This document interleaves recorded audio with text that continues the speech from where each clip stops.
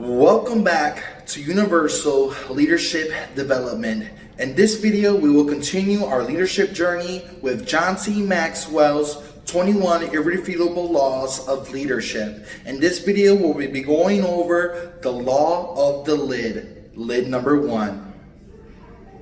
Law number 1, the law of the lid. The law of the lid says leadership determines the level of effectiveness. Now, this is a huge law, and although I say one law is not more important than any other law, here's what I do want you to know. If I would start off with any law, I must start off with this one, and here's why. Because if you can buy into this law in the next 5 to 6 minutes as I talk to you, if you can buy into this law, you'll have a great passion to learn all the others, and let me explain why. I'm going to illustrate the importance of this law by using my hands. Watch this for a moment. It's kind of a visual illustration. Let's say, for example, my left hand here represents my ability to lead people. This is how well John Maxwell leads people. This is my leadership lid. Okay. If this hand is my leadership, and if this hand is my business, in other words, my company, my department that I'm overseeing, okay, whatever I'm in charge of, here's what I want you to understand. My department, my business, my company, my organization, here's what I want you to understand. The lid of my leadership will never allow my business to get any higher. It'll never allow in other words, if this truly is my leadership lid, my company, my business, my department, my organization, whatever it is, it can never get any higher than the lid of my leadership. In other words, your leadership, my leadership, our leadership lid, whatever it is going to literally control and determine the size of our business. Now, this is huge. If I were sitting where you are right now and I was taking notes, what I'd be saying to myself is something like this. Since the law of the lid says that my leadership is going to determine my effectiveness, the most important thing that I can do in my life is learn how to become a better leader. Let me explain to you. Remember, I've already said to you the laws can be learned. We've already realized that you can learn these laws, okay? In fact, you told your neighbor you can learn these laws. Now, let me explain to you what can happen. Let's say from a 1 to a 10, my leadership lid is a 4. Well, what that means is if I'm a 4 as a leader, then my business, my organization is going to be a 3. Now here's what's not going to happen. If I'm a 4 as a leader, my business or my organization is not going to keep going above that lid and go to a 4, 5, 6, 7. It's never happened. In the history of mankind, the organization has not grown beyond the lid of the leadership of that organization. The leadership contains and controls and determines the size of the business. Now, so if I'm a 4, you look like a great smart audience, so I'm going to ask you a question. If I'm a 4 as a leader, what's my organization going to come to that I lead? But what's my number? 3, 4 max. Isn't that right? Can't be any higher. What it's not going to be a 5, 6, or 7 because my lid is a 4. Now, the good news is I can learn to lead. So here's what I'm saying. If I'm a 4 as a leader and I've got a 3, 3.5, maybe, max, maybe a 4, I doubt, company or organization, here's what I want you to see. If I go from a 4 and I start learning leadership to a 5, to a 6, to a 7, all of a sudden, now look what happens. I have capacity for growth. I have potential for growth. My company can go from a 3 to a 4 to a 5 to a 6. In other words, here's what I'm saying. You can literally double the size of your department. You can just double the size of your company by just lifting your leadership lid. And every one of you here, everyone that would watch these tapes, I want to say this to you. You can lift your leadership lid. But everything, remember this, everything rises and falls on leadership. By the way, where I learned this, when I lived in San Diego, California, I had a fellow by the name of Don Stevenson who was my mentor. And he was the president of Global Hospitality, and that Global Hospitality literally would buy, they would buy resorts that were going bankrupt. Resorts like La Costa, Greenleaf, any kind of major resort across America that was going under financially. What we found was that this company, Global Hospitality, they would come in and they would buy the company. Okay, now get the picture. Here we are.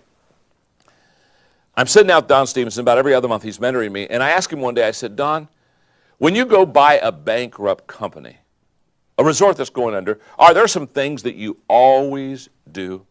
And I'll never forget.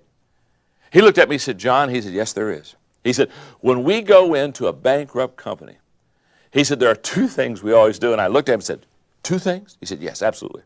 He said, the two things we always do is, he said, first of all, we train all the people that are in the service business, the employees. In other words, the guys that are out there when the cars pull up and they're unloading the luggage. He said, we train them all in relational skills. In other words, we train them, we talk to them about how to remember names, how to get along with people. And he said, the reason we do that, the waiters, the waitresses, the people behind the checkout counter, on the grounds. And he said, what we found is 90% of the people who do not return to the resort after their first visit had a bad experience with the employees of the organization. They weren't treated with great respect, or they weren't taken care of well. And so he said, what we do is we go through and we train all the people. Now what I'm doing, I'm sitting here and I'm taking notes, and so I'm writing down to me, make sure that you've trained all the people in your organization. Okay. He said, the second thing we do is, he said, every time we take over a bankrupt company, he said, we fire the president. And I don't write that one down. And I look at him and say, what do you mean you fire the president? He said, John, he said, every time we take over a company that's going under, he said, we fire the president. I said, well, that seems a little harsh, isn't it?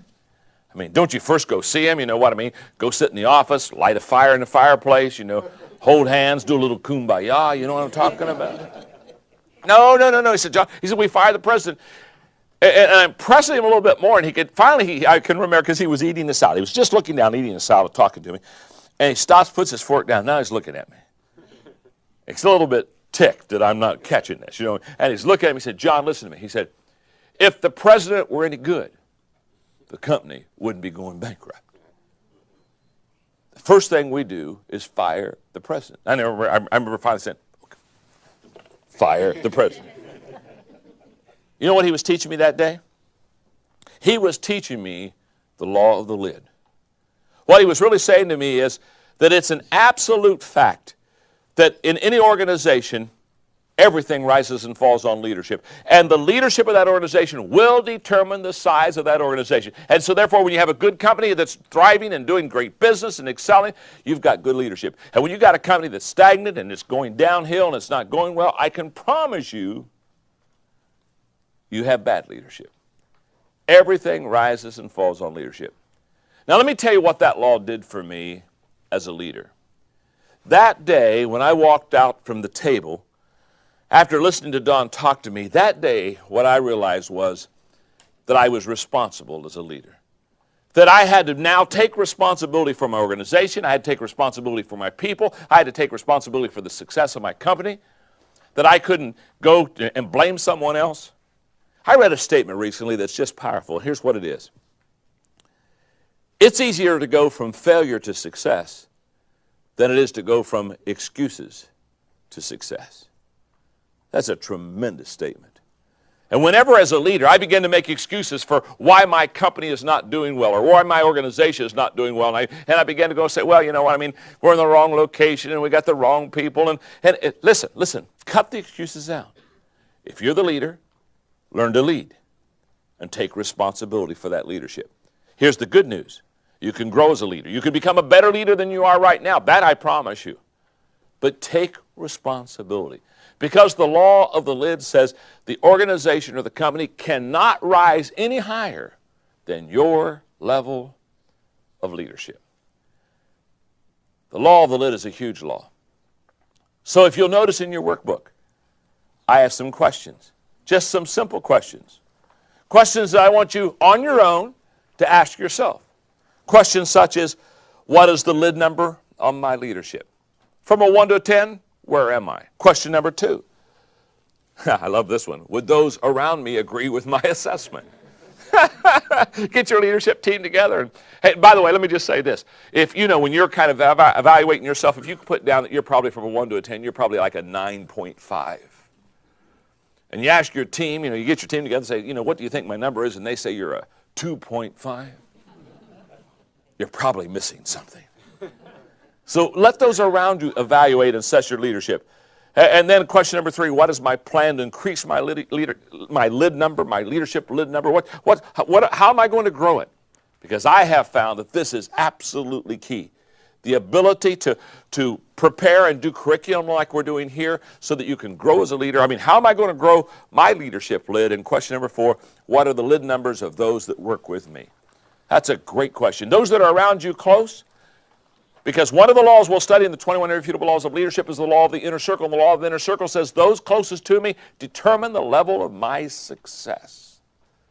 So what are the lid numbers of those around me? And then question number 5, what is my plan to increase their lid numbers? What's my plan? How am I going to increase the lid numbers of those around me? Law number 1, the law of the lid. Thank you for watching another amazing video here on Universal Leadership Development with John C Maxwell and the 21 irrefutable laws of leadership. Don't forget to like, comment, and subscribe, and make sure you let me know if you have any questions down below. Thank you.